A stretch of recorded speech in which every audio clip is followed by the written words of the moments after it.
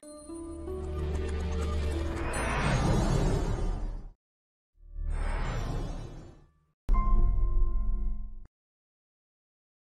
to take a bath.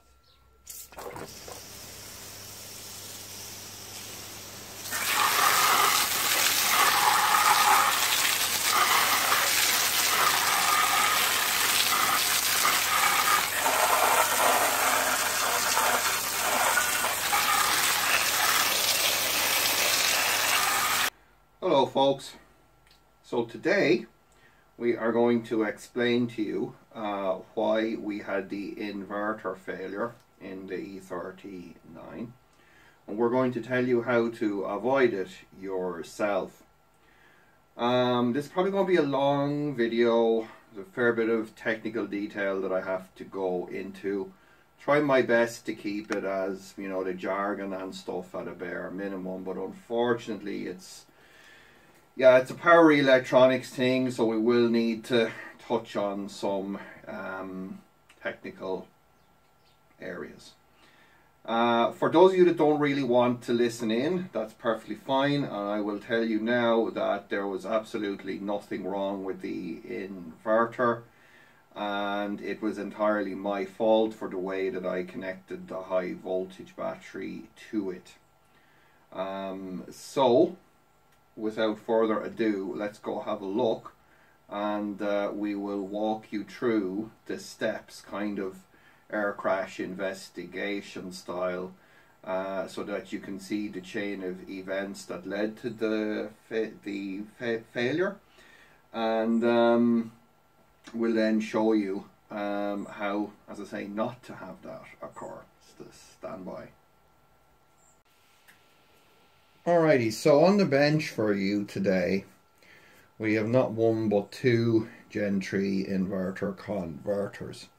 One on the left is my famous €40 one that you would have last seen spinning the Tesla Model 3 drive unit. And the one on the right is the one that failed in the E39. I've since taken that out, done some diagnostics on it. Washed it down with basically oven cleaner and a garden hose so that the soot doesn't get everywhere, and it'll make life a little bit easier for us as we explore the situation. So without further ado, let's get right into it. So what we're going to do is we are going to focus in on this inverter here first and show you the failure. And there's not just one failure here. See, nothing is ever, it's very rare that there's one event that leads to a catastrophic failure. There's generally a chain, and there is a chain in this, and we're going to show that to you now. Alright, so we're looking right in here now at the end of the inverter, where the most obvious and catastrophic part of the failure occurred, and that is on the capacitor unit, down here at the very end, where we would have had our 400 volts high voltage battery connected to these two bolt terminals here. And as I said in the previous video, I guess the most basic ideas would have been that we just got a flash here, and that flash traveled up and just burnt its way into the capacitor here. But that's not at all what occurred. So the first thing that we need to know is what the capacitor unit is. So I'm going to show you a side view of it here because it'll make more sense. You're going to see two humps here and a gap. These two humps here are the low voltage side capacitor, and that is, according to our little plate here, 470 volts and 315 microfarads. So that's this part. And this part here would normally connect to these two bus bars, where the 201 volt Prius nickel metal hydride battery would come in here on the back and basically go into the cap and come down and go into the buck boost converter and the DC to DC converter. These three larger pieces are the main, I call it the main DC link cap. And they are rated at 750 volts and 888 microfarads in total. So that's these three guys here. Now neither of these have failed in any way that I can actually measure or observe. But quite obviously something here occurred. And there's a third capacitor in this. Is rated at 860 volts and 0.562 microfarads. This is the capacitor that failed, and failed quite catastrophically. Now,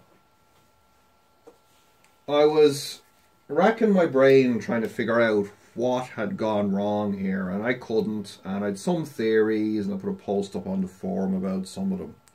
But I was completely wrong in that. And it was only as I was drifting off to sleep last night that I finally realized what had occurred here. So if we look at these two bolt points here, these are bus bars that travel into the IGBT module and go to the switches or IGBTs and give us our 3-phase MG2 and 3-phase MG1 output. So on the surface of it, you know, it made perfect sense that this is where we would connect our high voltage battery, thus bypassing our buck boost converter that we don't want to use. Now, there's another set of terminals here, these two, and they're the other end of that bus bar. So if you can kind of picture, you know, this is one end and this is the second end. If we get a multimeter, we just put it on continuity. There we go. So that one's that, and that one's that. So that's basically the bus bar. So why did they bother with these two bolt terminals here and what's on the other end of it? So to see that, we got to take our bottom cover off, where normally our DC to DC converter lives, and I'm going to see if I can just wedge something under the back of this. It's still a little bit wet from the garden hose, so my apologies for that. And there's another capacitor here, and this is rated at 950 volts, 0.562 microfarads. Now on a very quick look, that looks fine. But, as they say, look closer. So what I'm going to do now, I'm going to grab my tools and we're going to take this capacitor out. Okay, so I just got a 10mm socket. We just got our two, oh dear, got our two terminals here, back.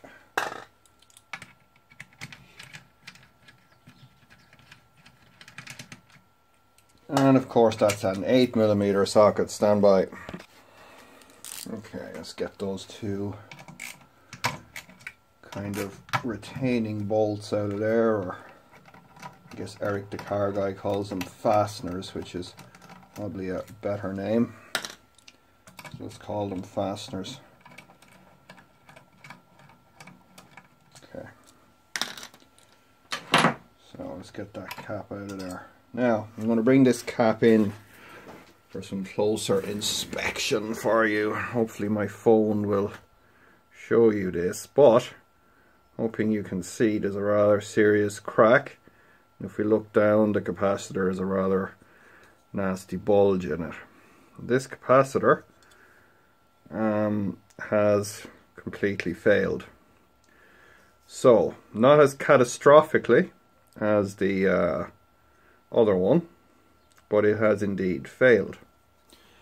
Now, the question now becomes, why did it fail?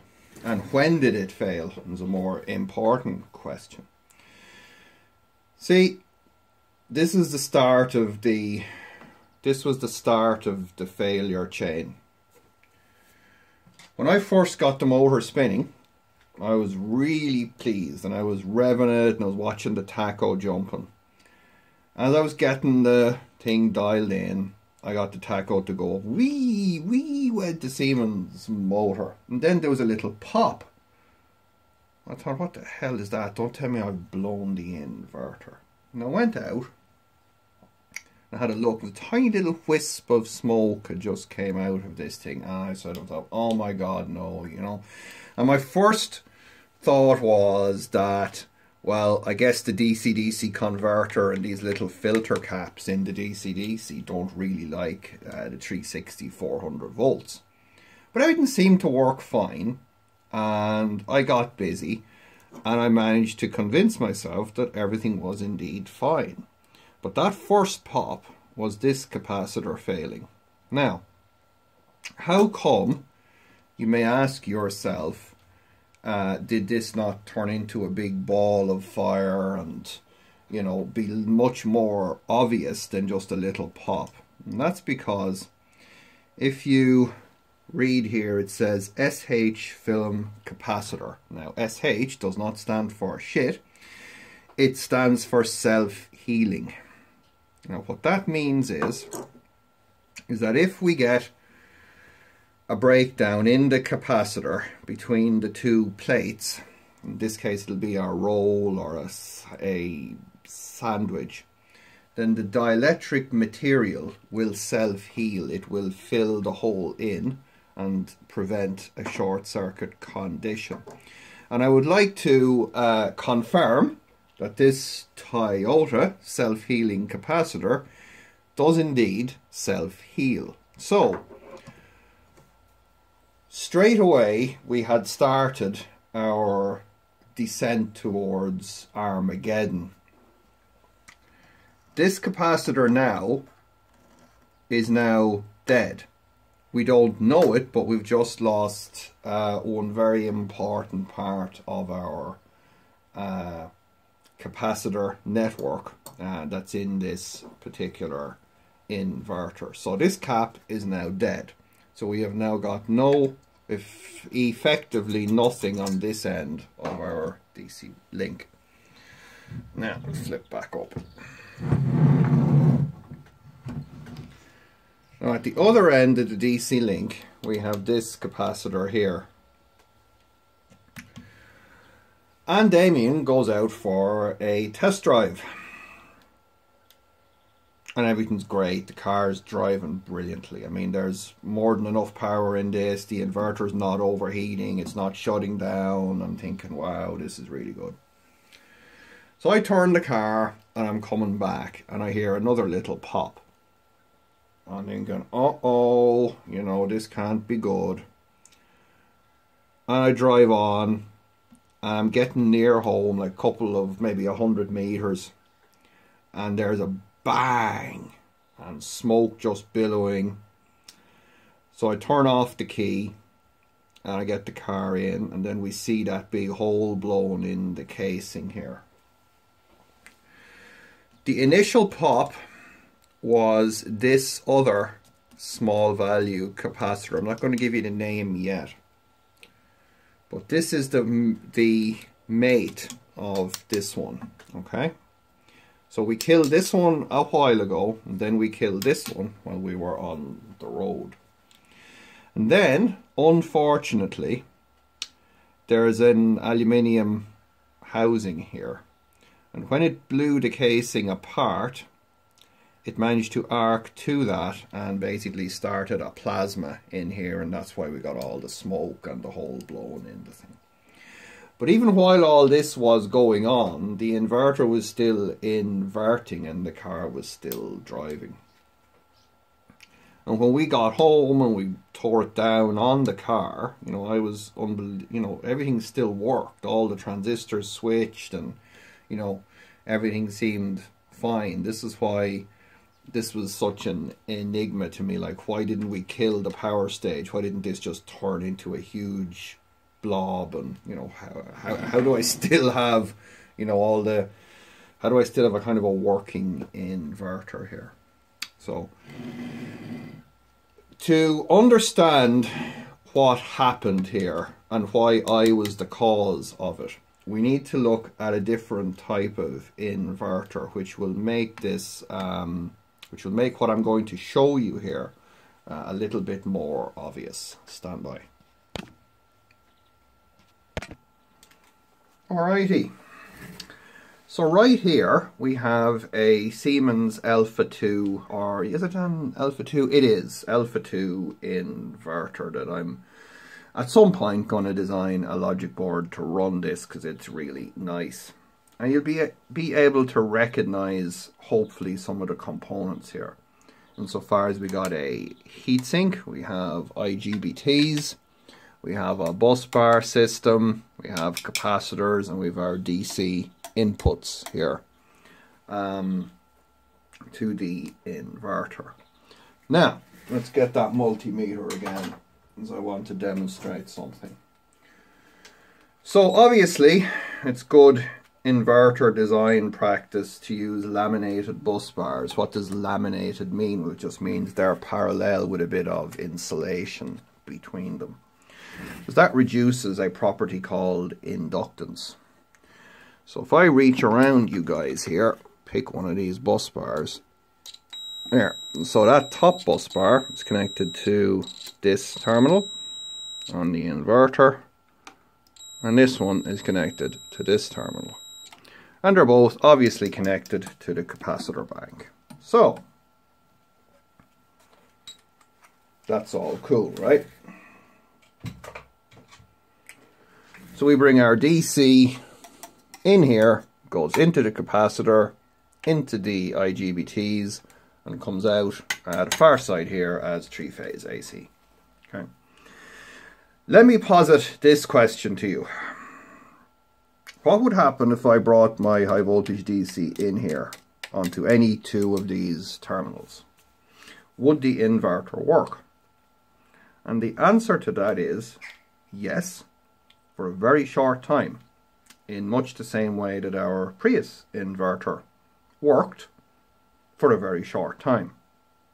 But we just demonstrated that these terminals are electrically identical to these terminals, right? So what's the difference? Why, surely it's just a matter of convenience that we bring our high voltage in here and not just, you know, straight in here. You know, we could just bring a cable in there, couldn't we?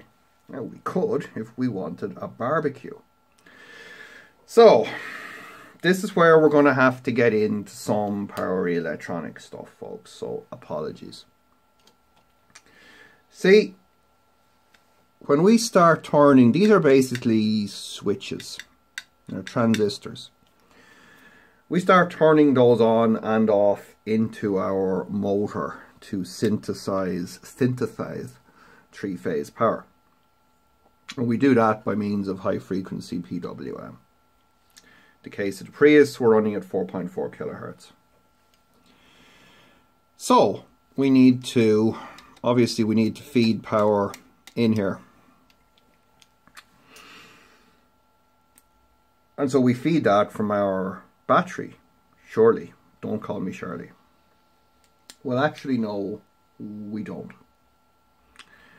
How the power flow in an inverter should work is that your battery feeds the capacitor bank, and the capacitor bank feeds the switches.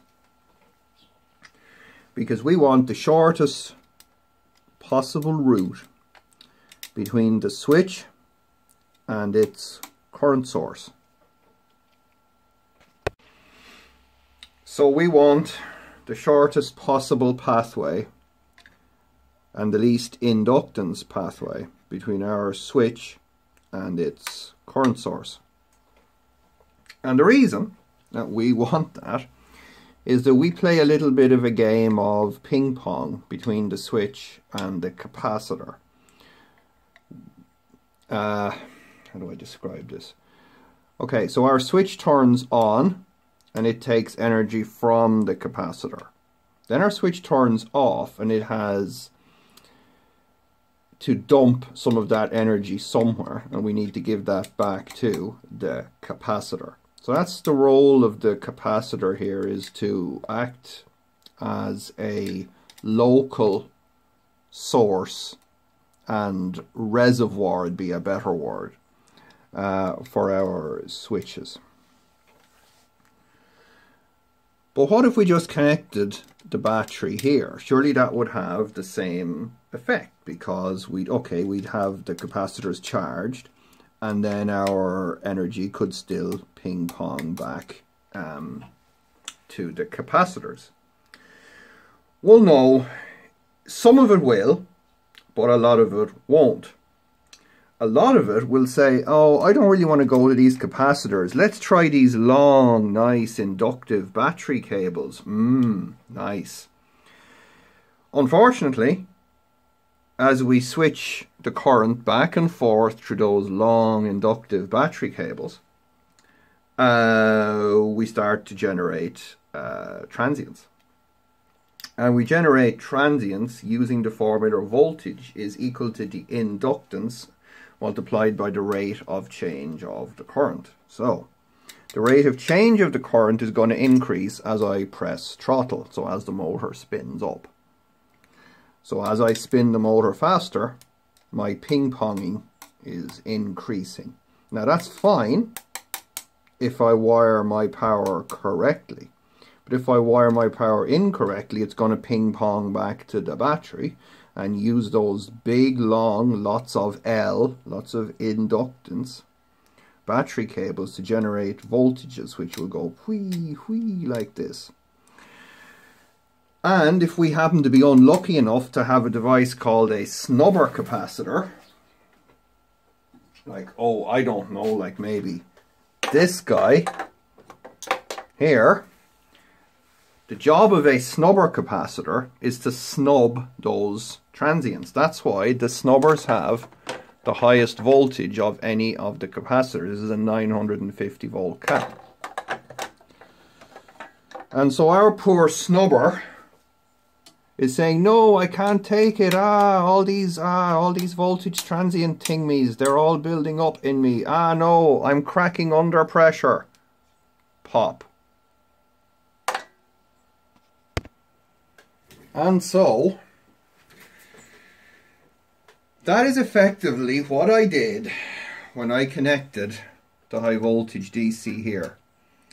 Rather than having my battery charging the capacitors, which then act as this local energy store for the switches, I had them connected in a kind of a star format where, yes, some ping pong was going on between the switches and the capacitor bank, but most of it was heading up and down my lovely long battery leads, which have lots of inductance.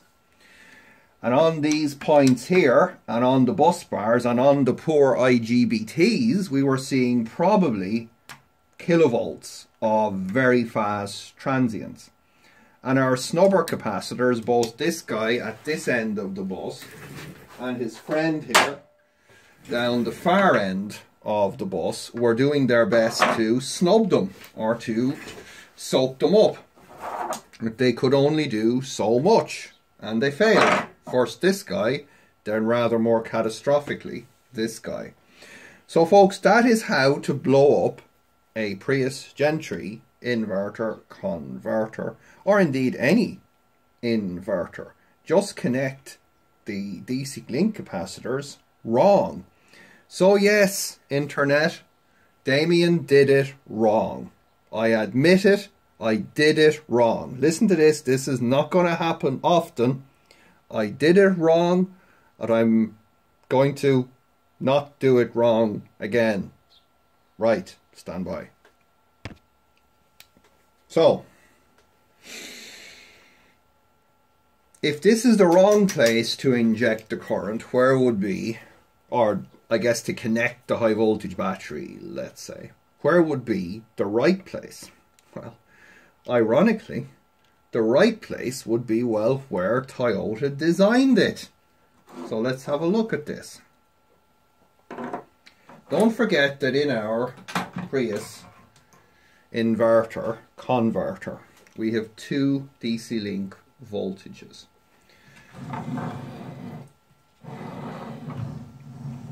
Normally, our high voltage battery connects on these two terminals here. We got our ground and our 200 volts.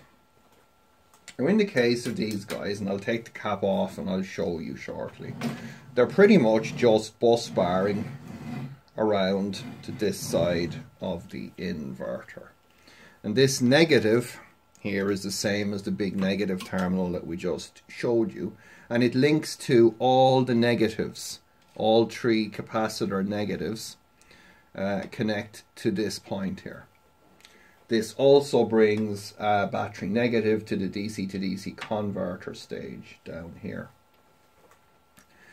This point that I have a B plus on is where our 200 volts normally comes in here, goes into this capacitor bank here. So it comes in here, then it pops down out here, and it goes down here. Oh, where does it go? And it goes into our inductor for the buck boost converter, and also goes to the positive here of our DC to DC converter high voltage input.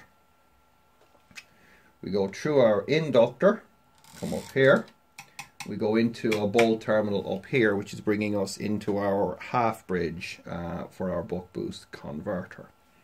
Now the output of the half bridge is what we're interested in, because the output of the half bridge is where Toyota inject their high voltage, and that is this terminal here, folks. This is where we need to inject our HVDC positive, and this is where we would inject our HVDC negative. So these 2 points instead of these 2 points. But we can get a multimeter and I can beep these and they're the same thing. But you must understand that in order for the inverter to work properly, the battery, so our battery plus, minus, for 360 or 400 volts or whatever it may be, must appear here, because then it charges our big 888 microfarad capacitor, flows into our number one snubber, goes down the laminated bus bars here and into our transistors. Then has the second snubber cap here on the other end. And the ping pong effect will now happen not between the transistors and the battery cables, but between the transistors and the DC link capacitor. Ping pong, ping pong. Okay? And by doing that, we massively attenuate our spikes, and our snubbers, this guy and this guy, can now do their job. So in here, we are basically, our battery is replenishing the energy in the capacitors that the inverter switches are using. It is not directly providing power to the inverter switches. That's about the best way that I can describe that to you. Because if you do it the way Damien did it, it's boom shakallah time. Have a closer look at this inverter, which is the one that we're going to be putting back into the car. We'll just show you here, because we've got the capacitor and the lid taken away here, so you can see. this is basically the top of the half bridge for the buck boost converter. This is where the Toyota booster would be outputting current, and that would go into the cap, go through the cap, and over here into the power stage, into the IGBTs. This is our ground, or not ground, battery negative. And this bolt here, I've marked it red too, this is where the 200 volts would normally come linking from, this terminal here, just around to this terminal here. So what we're going to do is, we'll put our high voltage battery negative here, our high current, high voltage battery positive here. And what we will do is we will take this wire here from our DC to DC converter, disconnect it from the, oh no, sorry, don't mind me, ignore that, cut. We will link from here to here so that we have high voltage both on the inverter stage and on the DC to DC converter stage. Do not do what I was about to describe there, otherwise we would have boom take two. Jeez, I really am bad at this. Okay, oh, I think I've managed to kind of semi-break this. Oh, I fixed it, yay. Now, right, anyway, so high voltage positive, high voltage ground, and yeah, just, you know, high voltage positive to run the DC to DC converter. I've done the resistor modification on this one here now, so this one will be getting ready to go back into the car soon. We will wire it up as I have described to you here in this video, and then we will see if it blows up. Alright, so let's wrap up with a close look at the back of the capacitor here. So we'll start here with this terminal. This is where the battery negative normally connects in the Prius. And you'll see here that if we look at this, it's linked into the capacitor here. And if we get our multimeter,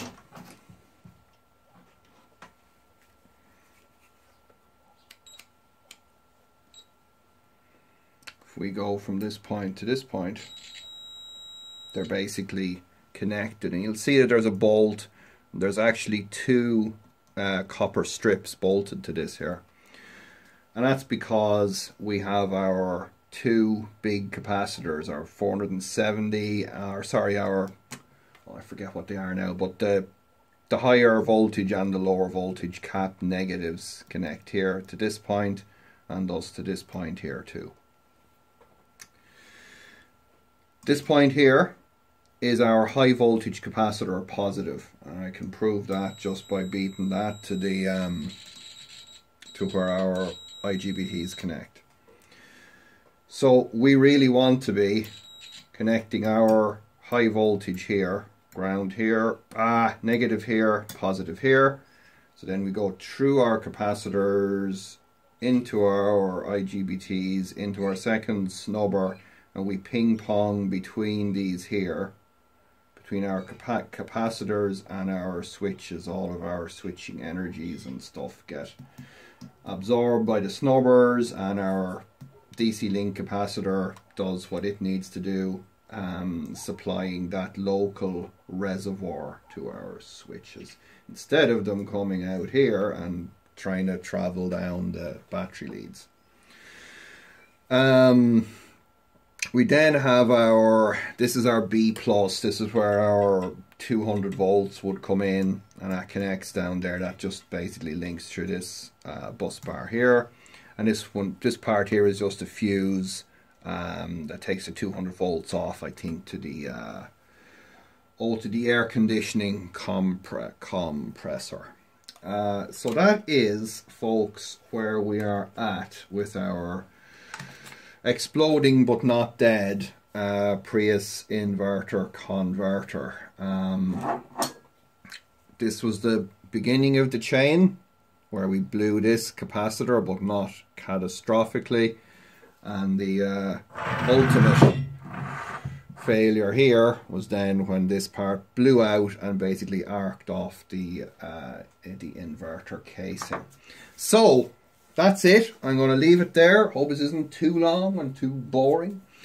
As always, hope you, well, I don't know if you could enjoy this. It probably makes those other manual videos I was making look positively interesting. Anyway, as always, don't forget to dislike, unshare and unsubscribe.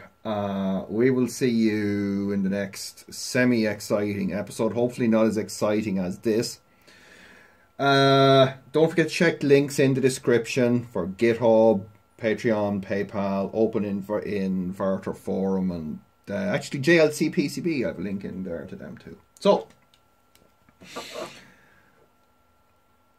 until then, oh, there's another crack in it here. Until then, happy inverter power connection properly.